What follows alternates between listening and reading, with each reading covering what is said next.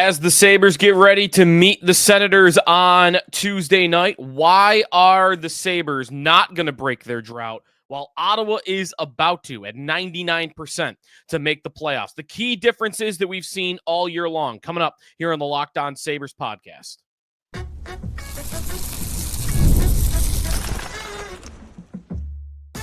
Your Locked On Sabres, your daily podcast on the Buffalo Sabres. Part of the Locked On Podcast Network, your team every day.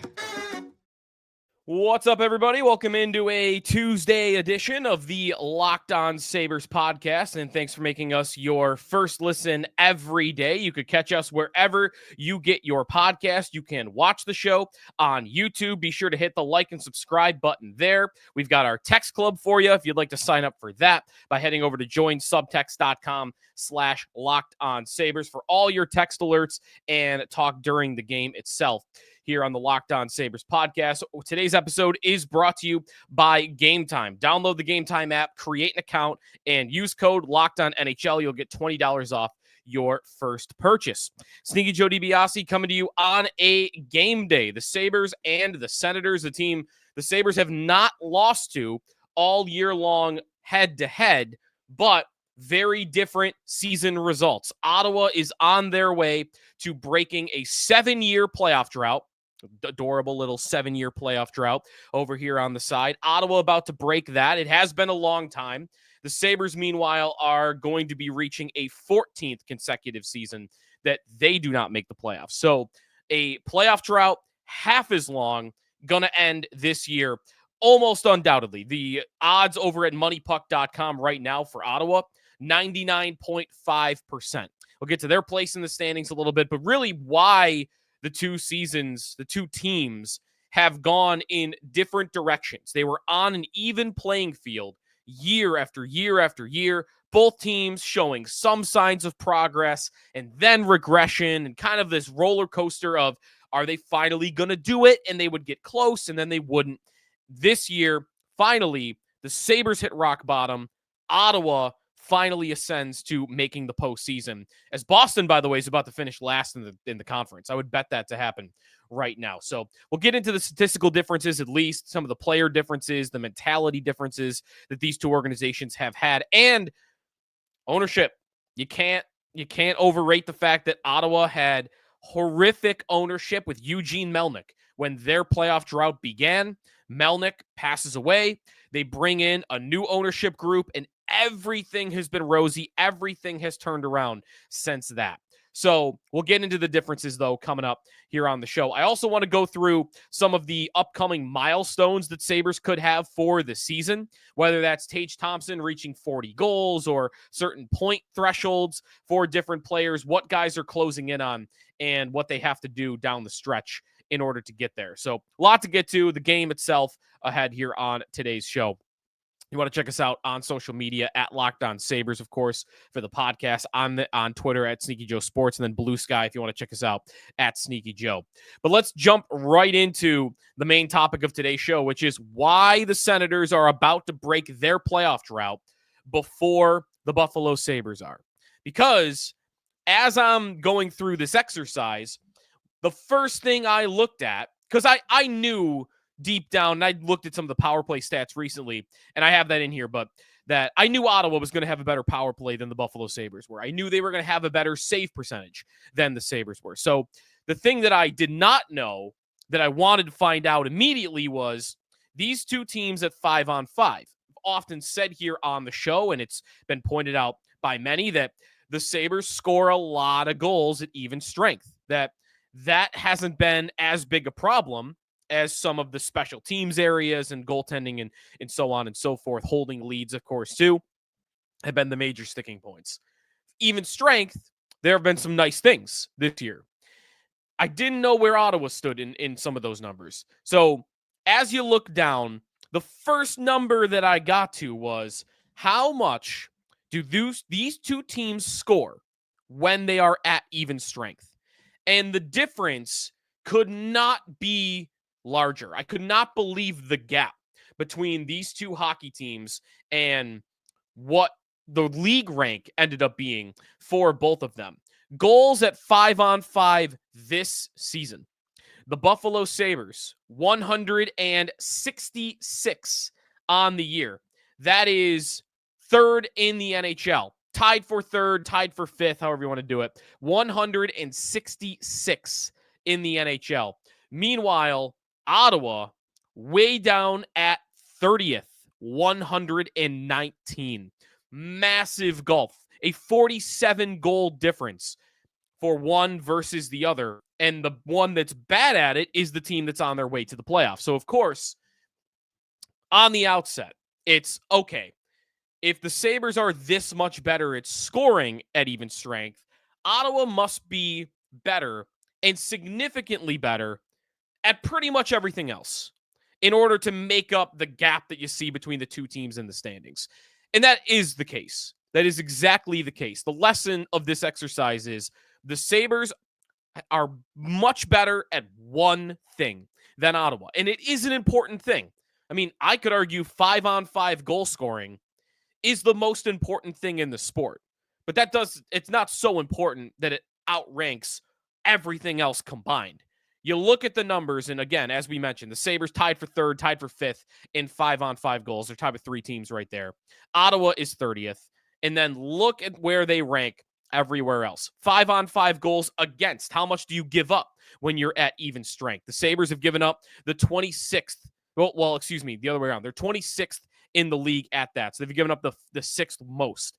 Ottawa, meanwhile, ranks 13th in that category. So slightly above average. Far better than where Buffalo is. Power play percentage. Sabres are 26th in the NHL in power play percentage. Ottawa, 12th on the season. Save percentage, 9th for Ottawa, 30th for the Sabres. Luukkonen really letting down Buffalo all year long. Linus Ullmark has come in and completely stabilized the Ottawa net. Expected goals for percentage, a lot of this has to do with Ottawa being far better defensively, not giving up chances. They are 19th in expected goals for percentage. The Sabres are 27th in the NHL. And I can go on and on and on. This is just 5 stats that I looked up, but I've got the list of them right in front of me. Everything. You want to look at everything in the league. The Senators are pretty much a better team. Just for one other example, if I pull up scoring chances, what percentage of the scoring chances in a game are you getting? The Sabres, 47%. That's 25th in the NHL. Ottawa, 50.1. That's 15th in the NHL. And you look at the top of their lineup. I mean, the top of their lineup is the biggest difference. The Sabres have had letdowns all across the lineup. Tage Thompson, Alex Tuch have been two that have not really done that.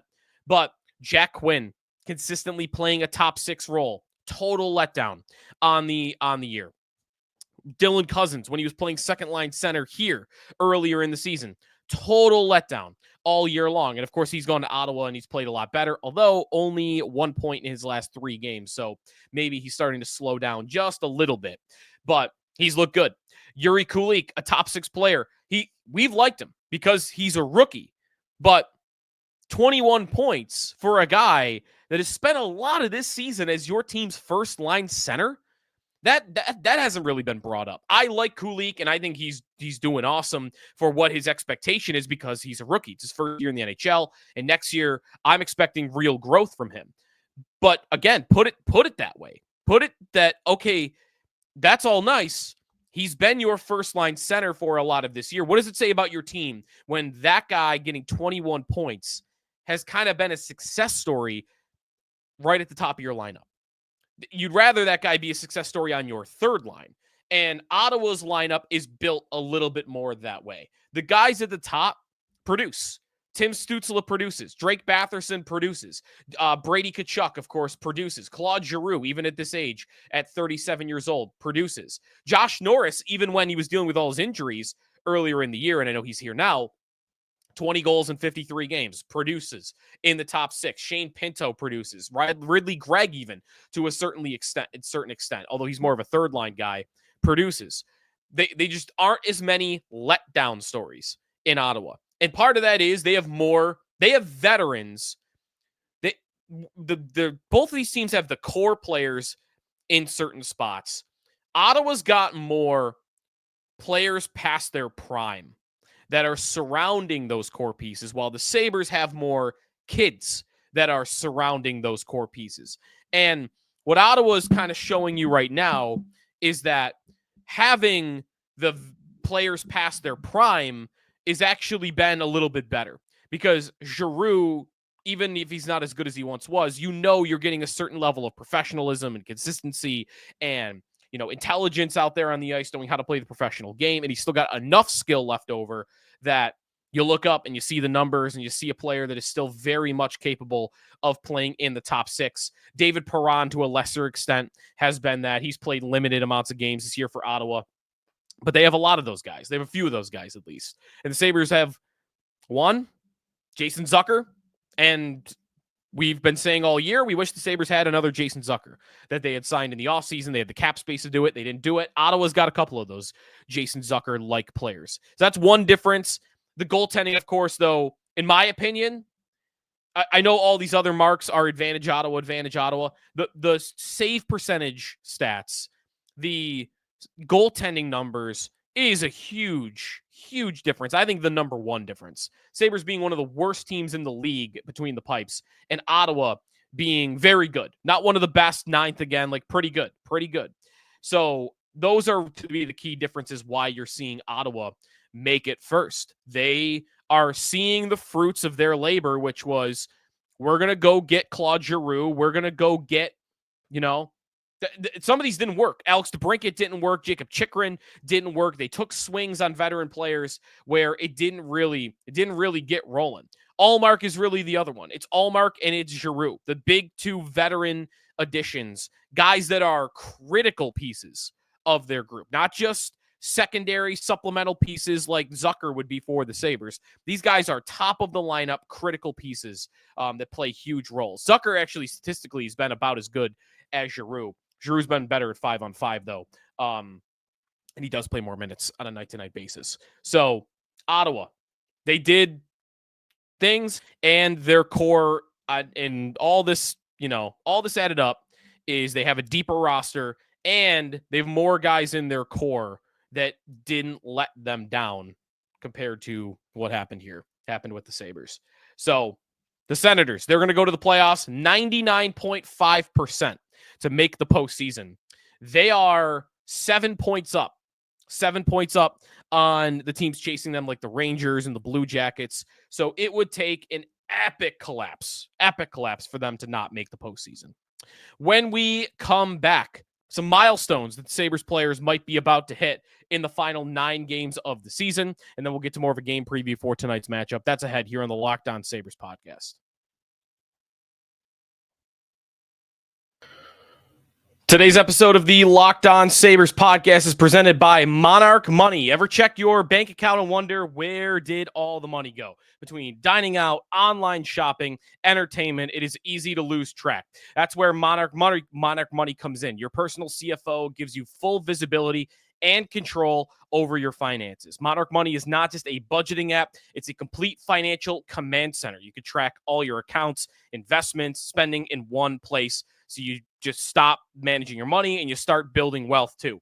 So managing your money with your partner could be smoother than ever. You can track shared and personal accounts, set goals, stay on the same page without all the stress. Instead of juggling multiple apps, you could just use Monarch to check your finances, track spending, and even plan long-term goals. Take control of your finances with Monarch Money. You can use the code LOCKEDONNHL at monarchmoney.com and get 50% off your first year. That's monarchmoney.com, code LOCKEDONNHL. You get half off your first year at Monarch Money.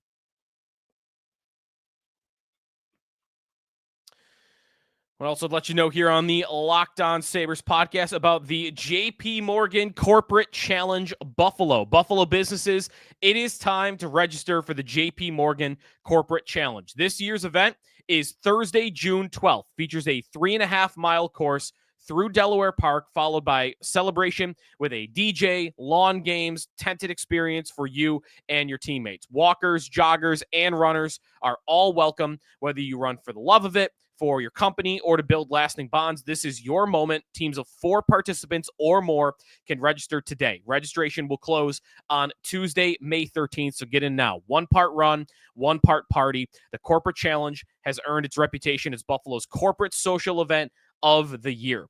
Join us today for great competition, teamwork, company pride, and a true sense of accomplishment. Go to jpmorganchasecc.com and choose Buffalo as your location to start your registration today. Again, jpmorganchasecc.com. See you on the course.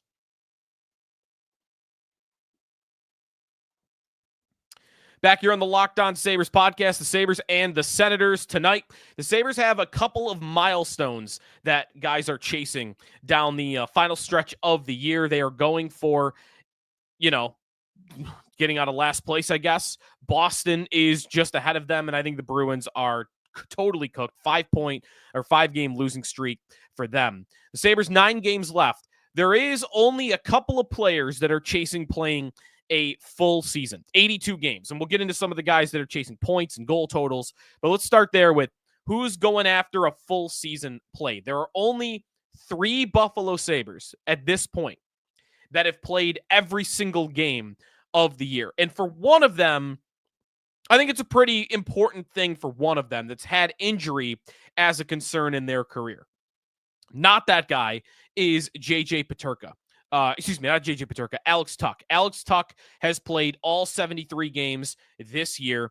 He's played 70 plus 3 straight seasons. He had a couple of injuries. Actually, he had an injury when he was traded from the Golden Knights to the Sabres. So him putting a full season together, pretty big for him. Owen Power also going after that. Power has not had any injury problems. 79, 76, and this year 73 so far.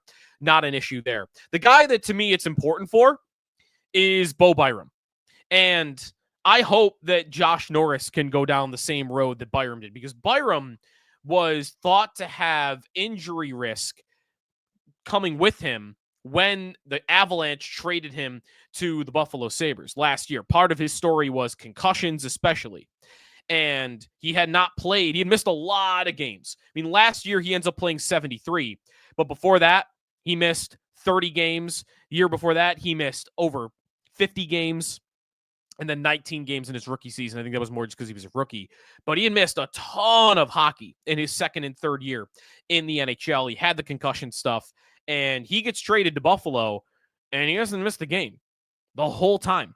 So I don't know that he's going to stay here long term, but if they're going to trade him this offseason or sign him, but I think trade is more likely at this point, he's not going to be carrying the baggage of another team saying, yeah, but I'm not giving you everything you want because this guy has a bunch of injuries that come with it. That has not been the case for Bo Byram. Now, how about some of the goal totals? Goal totals on the year, looking around. Alex Tuch's already hit the 30-goal mark, and he would have to have 9 goals in 9 games to get to 40, so I don't think that's that realistic.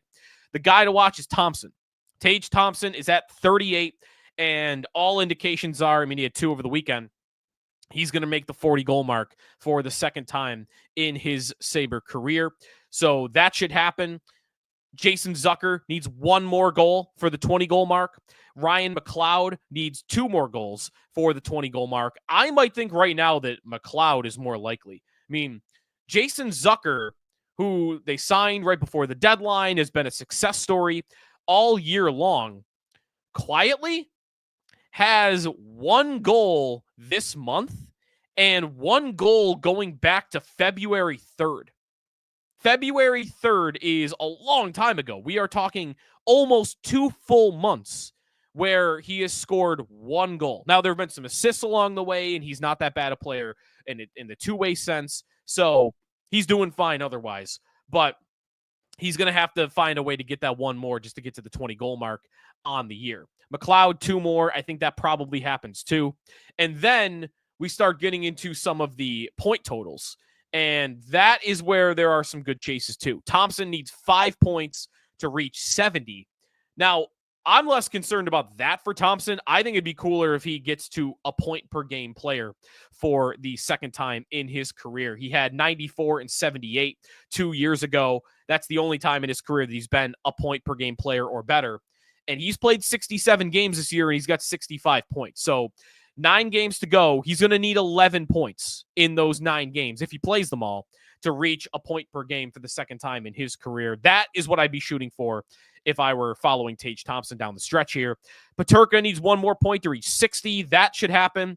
Dahlin and Tuck need 3 more to reach 60. That'll happen too. McLeod and Zucker 2 and 3 points to reach 50. I think that'll happen as well. So not really any other big chases other than Thompson going for 70 points, but more so being a point per game player on the year. And then one more who we talked about on yesterday's show, if you missed that, Jack Quinn. He needs 6 points in his last 9 games to reach the 40-point threshold, and that one is probably going to be pretty close, if you ask me. So that's what a couple of those Sabres are going for. In terms of goaltending, I mean, Ukko-Pekka Luukkonen, he's at an .885 save percentage. He is 23-23-4. So I guess for him, it's probably important to get above a 500 record. That is probably the chase if you're Luukkonen right now. But I don't know if that's going to really save his season. In fact, I'm actually looking at his numbers right now. You know what might be the best thing for him to do? Not lead the league in goals allowed. Because I'm looking right now, didn't even realize this was a true thing, but on Hockey Reference, they embold the number that you are number 1 in the NHL in. 161 goals allowed is the most in the NHL this year. So for Luukkonen, it might just be not lead the league in how many goals you let up over the course of the entire season. Record be damned at that point. So that's what a couple of Sabres are looking for. When we come back, we'll go through tonight's game against Ottawa, and I've got my sneaky good bet of the night, some of the numbers, and Josh Norris. I don't know what to make of him not being in. I've got a thought, though, on that when we come back here on the Locked On Sabres podcast. Today's episode of Locked On Sabres is presented by Wonderful Pistachios. Sitting in my golf bag, always ready to go for a snack while I'm out on the course. I love it. Great go-to snack, especially for me. I go with the no-shell variety, but if you like the crack, you could do that too. If you're looking for a snack that's both nutritious and delicious, crack into a good source of protein with Wonderful Pistachios. Wonderful Pistachios, one of the highest protein nuts. Each 1 ounce serving has 6 grams of protein that gives you over 10% of your daily value. Plus, they are packed with fiber and better for you unsaturated fats that helps keeping you full longer. So personally, again, I like the no shells variety. Perfect grab and go snack for the busy days, whether I'm snacking at my desk or I'm on a road trip or I'm going out on the course. It gives me that quick protein boost that I need. That's my go-to. If you love cracking opening every shell, that satisfying crunch, the in-shell options are a classic favorite as well. So check them out, wonderfulpistachios.com if you want to learn more, get snacking, get cracking with the snack that packs a protein punch. Visit wonderfulpistachios.com to learn more. Wrapping things up here on the Locked On Sabres podcast with a quick preview of tonight's matchup, the Sabres and the Senators. Again, not really a lot on the line for either team. It's not even really much of a playing spoiler for the Sabres. I mean, Ottawa's going to make the playoffs unless they lose out, basically. So there's really not even much to go on there. The thing that you'd be hoping for, I guess, is the season sweep. 3-0 against Ottawa this year. The Sabres have won all 3 of their meetings, and they can go 4-0 with a win tonight in Ottawa. And, you know, the Sens fans are kind of a weird bunch on social media. They have this obsession with it's not even just the Sabres. I've seen it with other teams. It's the teams that are below them, which I guess I don't understand that. You'd be wanting to punch up, I think. You're finally joining the big boys club. Why are you looking back over your shoulder at the guys that you've left in the dust? I don't really understand that at all. But what it has done for Sabre fans on social media, I think, is give you a little extra juice in these games against Ottawa where you otherwise might not really care. Just to say, stick it to the, couple of annoying Senator fans that you see once in a while on Twitter. It's mostly Twitter, by the way. So I guess that gives you a bit of a rooting interest. Get the season sweep. The standings, we've looked at the bottom of the standings, and they're whatever at this point. Their Sabres are probably picking somewhere between 5th, 6th, and 7th at this rate, unless they were to get lucky and win the lottery. So looking at tonight's game, we went through some of the numbers earlier. Ottawa's a better team. Minus 176 on the money line at FanDuel Sportsbook. The Sabres are plus 146. The over-under for this game is 6.5 with plus 110 on the over. that is trying to draw you in to bet the over on a bigger number than we've had for a lot of games this year. But the Sabres hit the over as much as any team in the NHL this season. So when looking at tonight's game, that is not going to be my sneaky good bet for tonight. I am going to go anytime goal scorer Tage Thompson. He's hot. I know the favorite in this game to score a goal, plus 155. And I know a lot of fans like going for the long shots. Sam Lafferty's plus 1,000. He scored last game. That's a big payout. But Thompson is hot right now. He is burying his chances. He's chasing 40 goals. And I think there would even maybe be a little bit of working to get him a goal at the end of a game. I don't even need it because Thompson's been burying his chances on these opportunities that he's been getting. And unlike Jack Quinn, who has been scoring on a few amount of chances, Thompson's getting a lot of chances, a lot of opportunities. All the numbers are showing that in the last 2 weeks, every time he's on the ice, the Sabres are generating. So I'll go Thompson plus 155 anytime goal scorer. I'm not going anything crazy for tonight's game on my sneaky good bet. So Sabres and Senators tonight, 7 o'clock. See what we get. And we don't know goaltending at this point in time. We don't even know it for Ottawa. Forsberg and Ullmark were splitting the net. I might want to bet they go Forsberg because they might feel like they can get away with it against the Sabres. Sabres give a lot of goals, high-scoring affair. We'll see what we get.